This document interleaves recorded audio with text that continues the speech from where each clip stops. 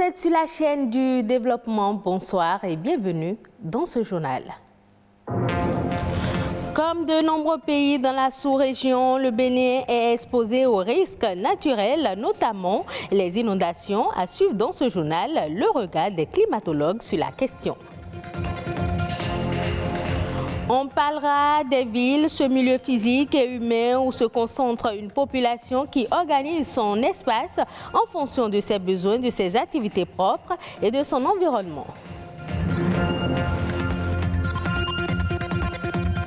Les Jeux olympiques de Tokyo, reportés d'un an pour raison de Covid-19, ont finalement démarré hier vendredi. Des athlètes béninois abordent déjà les épreuves dans certaines disciplines. Vous aurez dans cette édition des détails sur la participation de nos ambassadeurs.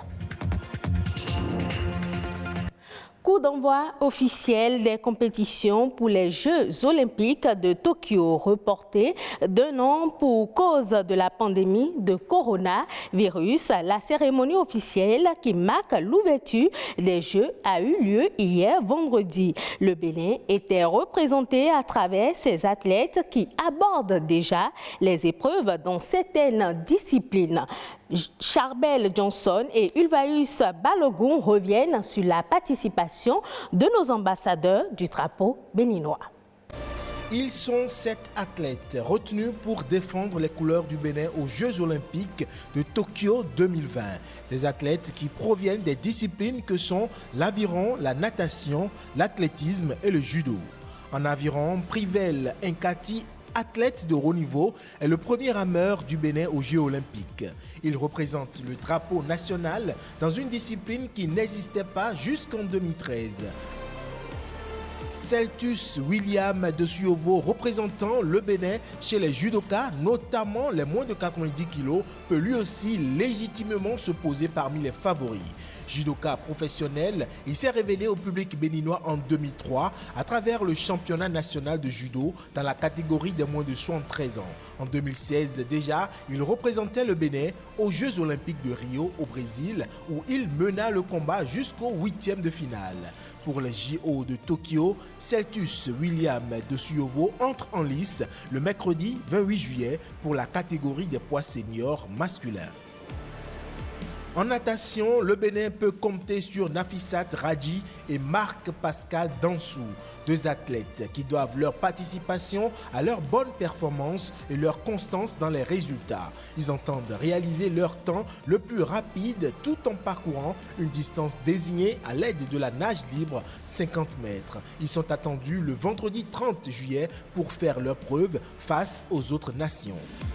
En athlétisme, Noélie Yarigo, Odile Aranwanou et Didier Kiki chaussent les tennis. Noélie Yarigo, spécialiste du 800 mètres du Ronin 41, doit sa participation à ces performances qui la positionnent à la 19e place mondiale sur la liste des 48 meilleurs du monde.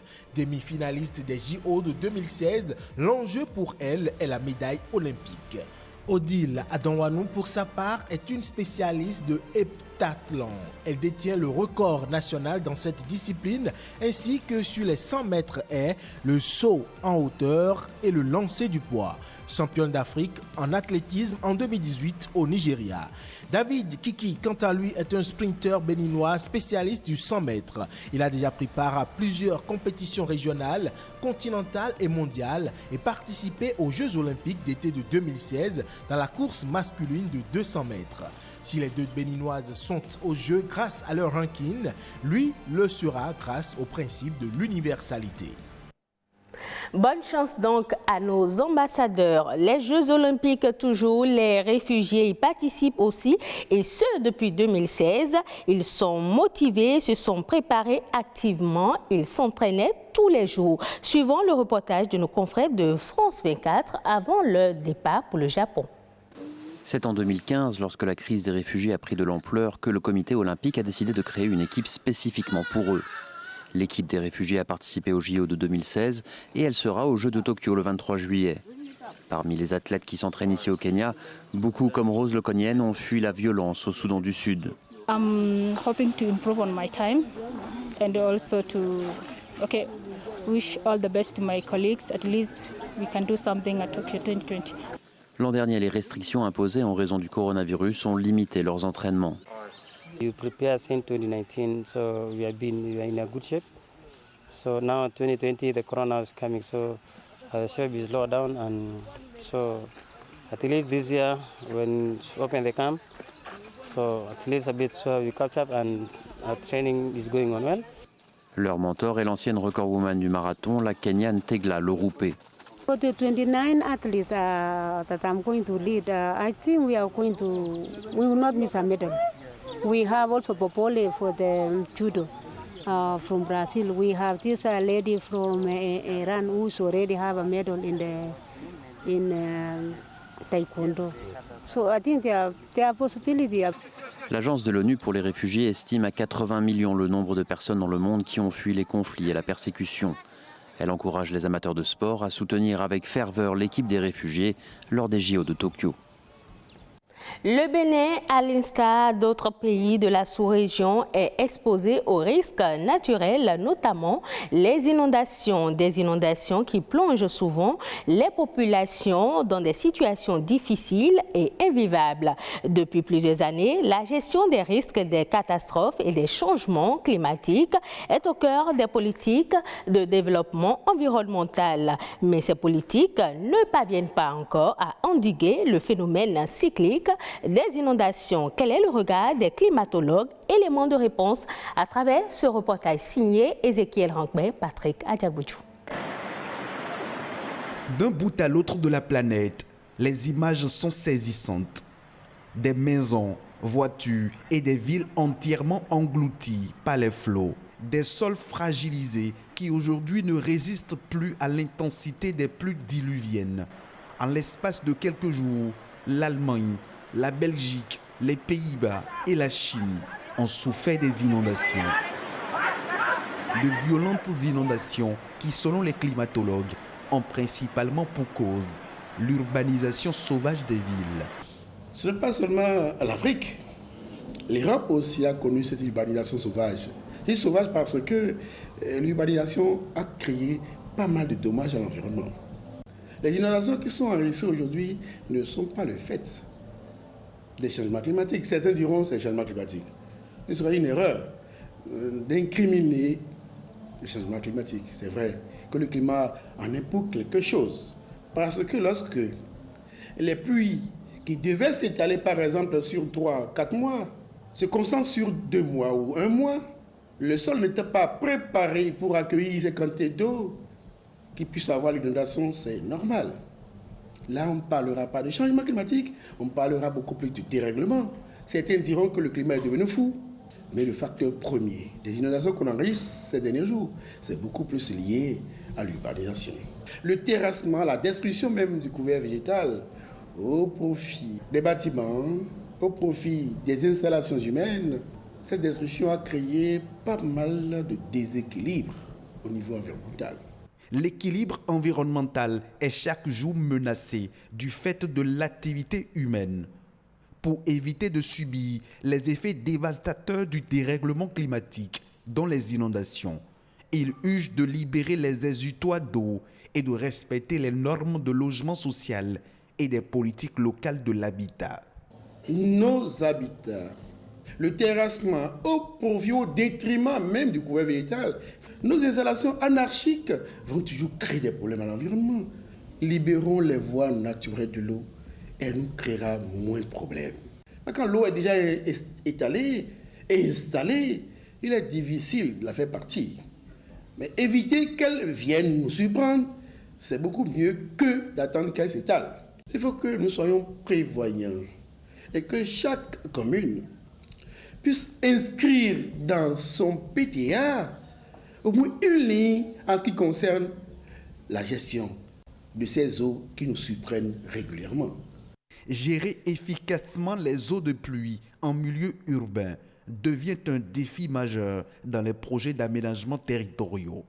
Selon les climatologues, s'il y a une volonté politique plus forte pour mettre en œuvre des politiques respectueuses de l'environnement, notre cadre de vie sera moins menacé par la fréquence et l'intensité des phénomènes météorologiques extrêmes.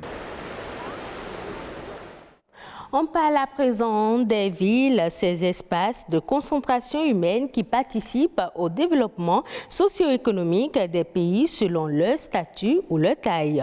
Au Bénin, plusieurs villes sont devenues des pôles d'attraction comme Cotonou, Porto Novo, Ouidah et Parakou. Mais comment naissent les villes et sont-elles planifiées comme pôles de développement? Des questions auxquelles Daniel Runkbevi, urbaniste, donne ici des éléments de réponse.